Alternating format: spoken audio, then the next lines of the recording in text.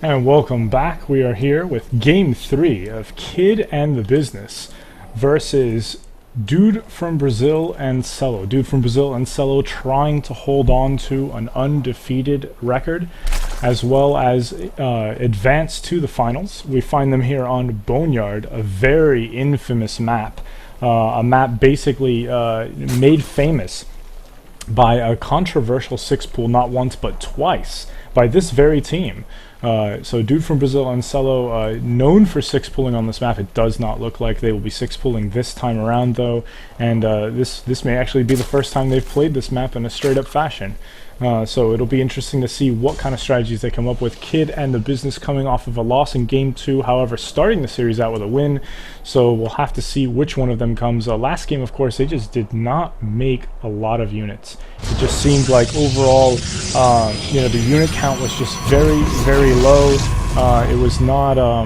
it was not enough, especially for as late in the game as it was. We do see a cancellation here from the Business as Dude from Brazil continues to harass. We see a Forge coming down as well for Kid.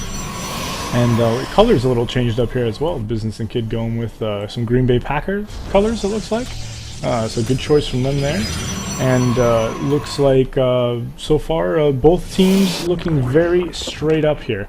However, we do see Kid getting a little... we did see that Forge pop in a little bit first, so it kind of makes you wonder if Kid's going to attempt some kind of cannon rush revenge for the time they got six-pooled on this map.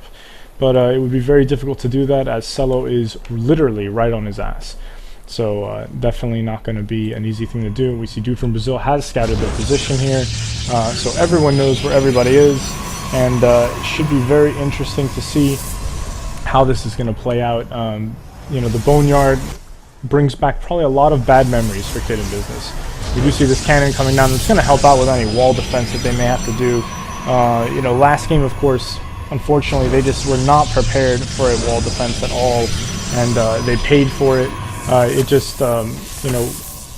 They have had problems with the wall, let's put it that way. Even in the regular season, we saw a lot of wall issues with them being able to hold off six pools, hold off roach rushes.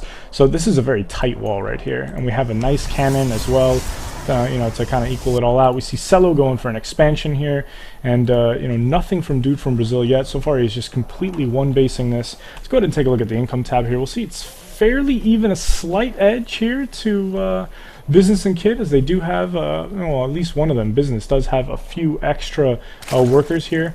And we do see, it looks like Dude from Brazil going for a hatchery in an odd location here. It's very far away from their bases. He, of course, does not want to expand here because of the ease of Colossi harassment.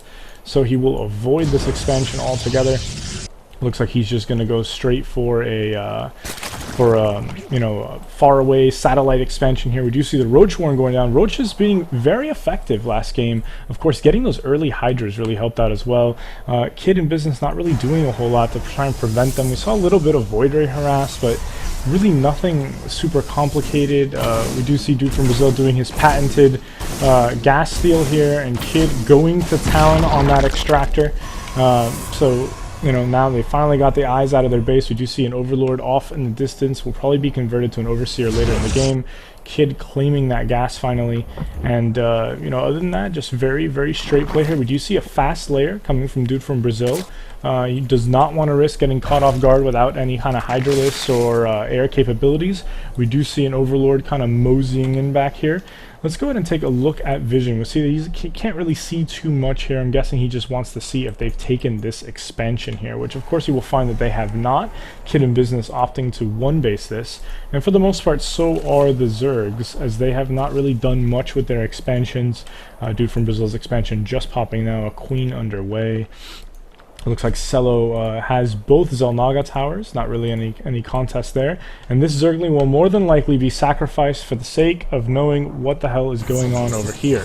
And what he will find is sentries. We actually have some sentries now. So, the troop composition that they lacked last game, it looks like they're attempting to to kind of compensate for it here by having, you know, a slightly better troop composition here on the front of the base.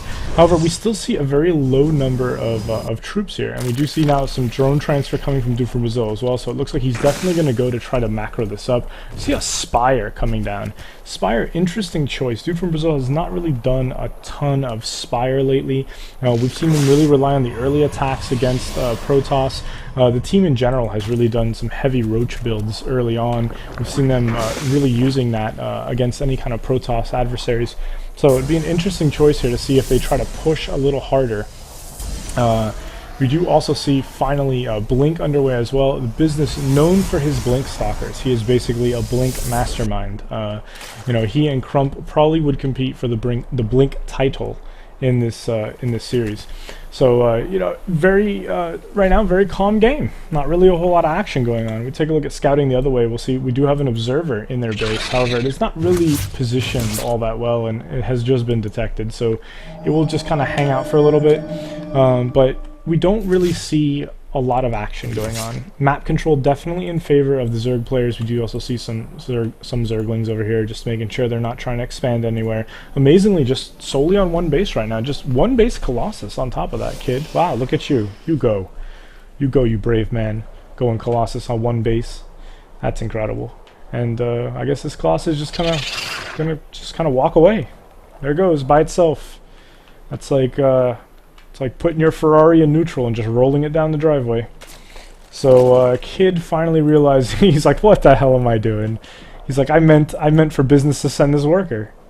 So and we see Kid just kind of rolling up here with some of the business as well. And he's going to go ahead and just kind of poke in. What he's going to find is a bunch of Zerglings, which really aren't going to be a threat. He will find some Mutalisks, though. The Mutalisks are going to be a problem. These Mutalisks are going to go to town on this Colossus here. Unfortunately, that Colossus is not really going to get away. It looks like these Mutalisks should be more than enough to take it out. And these Stalkers are probably not going to be enough either. The Sentry's going to help out a little bit. And while this attack is going on, we do see Kid taking an expansion as well.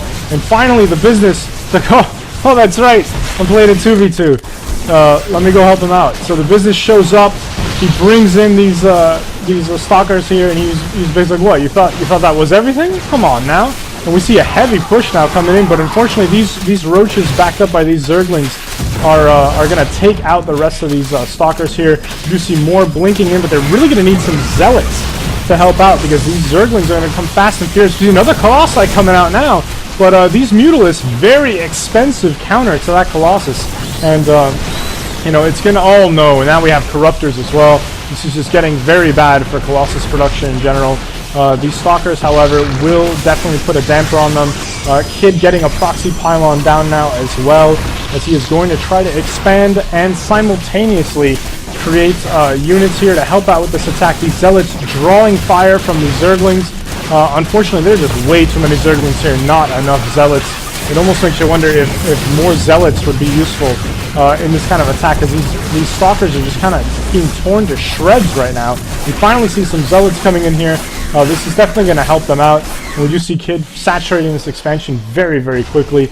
That is going to get his income up there and you know, give them some much needed boost there. He has now taken control of #1 economic player here in this game. See a ton of Lings just rolling in here.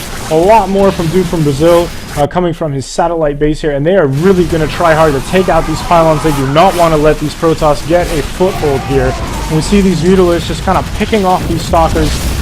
Right now, just too many units for them to handle, especially for one base Protoss. Probably just not enough gateways either. We see lots more gateways going down. In response to that, they realize we just cannot warp in enough units here. If we take a look at resources, you will see Celo and DudeFromBrzl could literally make it rain right now if they wanted to. They are amazingly high on minerals. They could literally flood this place with Zerglings. So that, of course, is going to make any kind of Stalker build very difficult to pull off, especially as those Zerglings continue to get upgraded here. And we see a roving pack from DudeFromBrzl, just trying to make sure that they're not expanding anywhere. And you know, this is not looking good for Kid and Business. Kid and Business, of course, taking really long time to expand here, not really using these extra gas locations either.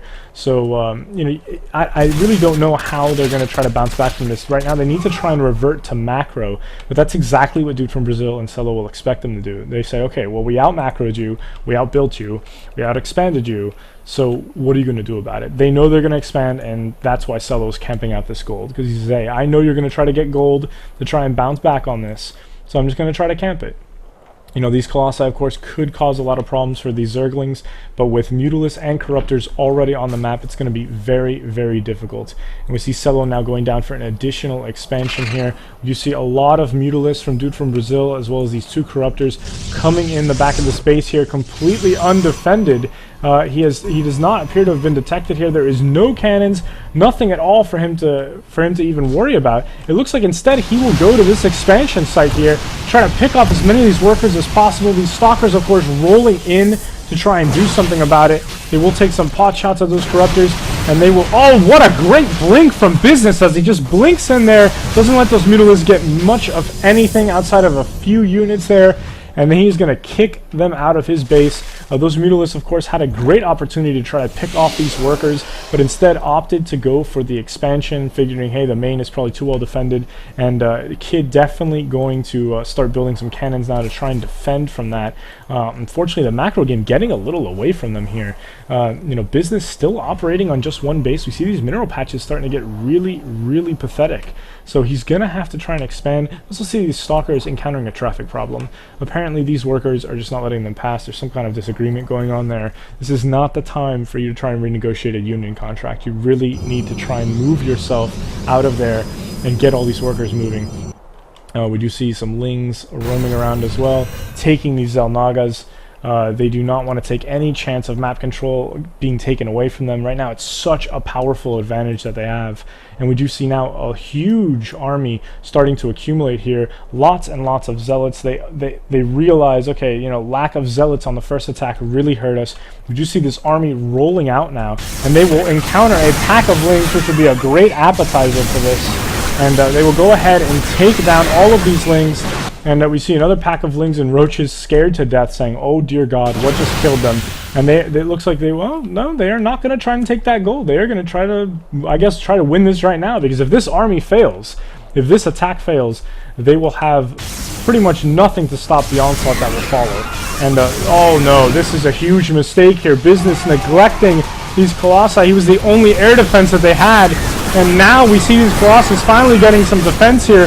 But these Corruptors, there's just too many air units. These Roaches doing a great job distracting those Stalkers there. Stalkers trying to prioritize the air units, but it is just not enough. All the Colossi go down. This is an absolute nightmare here.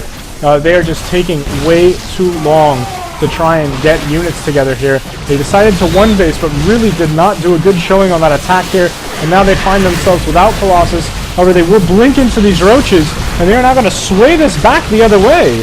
And they're going to chase these Roaches back. This Roach is so slow. It's almost like Mord made them. I'm sorry, Mord. I didn't mean to say that. But these overseers came in for the party. They're like, wait, we heard we were winning. What the hell's going on? And they are running away. And these Lings will make honest overlords as they will go ahead and take care of this Stalker problem. And we do see some Zealots coming in here saying, hey guys, it's okay. I heard I can counter these things. But unfortunately, there's just not enough of them. And these Zealots just getting completely obliterated, just consumed by that huge mass. See them rolling out here. Lots of Zealots coming in. This Colossus, of course, is going to help out at the wall. It's going to hold off those Zerglings. And a huge defensive battle here. These Stalkers may be feeling a little too brave as they're just roaming out a little too far, and unfortunately they will be killed. We do see a huge pack of Corruptors coming out here now, and a Greater Spire on the way. So that means we're going to see some Broodlords really put the hurt on Business. Business finally taking an expansion. Wow. I almost feel like applauding. That just took so long. It was so hard. It was just so difficult for them to finally take that expansion between all the unit attacks, the roaming Lings, the loss of map control. Business is probably like more than thankful taking this. Look at this. He's running on fumes back here. And we do see lots and lots of Roaches coming out here. Finally, they are fast Roaches. And look at all the expansions that have been going on. It's like they've been setting up franchises while all these battles have been going on. They've completely taken over the entire northern part of the map here. There is not really a whole lot of creep spread, but they don't really need it at this point. And here are the Brood Lords coming into play, and this is going to spell certain doom for the business. He needs to evacuate these workers immediately, and he is going to go ahead and put those to work at the gold. You see these stalkers coming in here, and they will go ahead and shoot at the broodlings, but that's not going to solve their problem. They need to take out these brood lords, and this is just not looking good at all. Look at the mineral count here. Business dropping to 0. This is starting to look very bad. We do see a small section of Kid's army, and it is going to be completely overwhelmed by the sea of units here. And we start to see this unit count. Look at how ridiculous this unit count is becoming here, as the Zergs are just laying waste to everything in their path. This is just looking very, very bad here. Business losing his expansion as well. The GG from Kid and DudeFromBrzl reciprocating, and this is not looking good at all. This puts Kid and Business in very bad situation here, as they now drop a game going 2-1 in favor of DudeFromBrzl and Celo. So outside of a rough early game here, DudeFromBrzl and Celo kind of putting the brakes on the momentum and really able to get some traction here on their strategy. So it's going to make for a very interesting game 4, and we'll have that coming up in just a minute.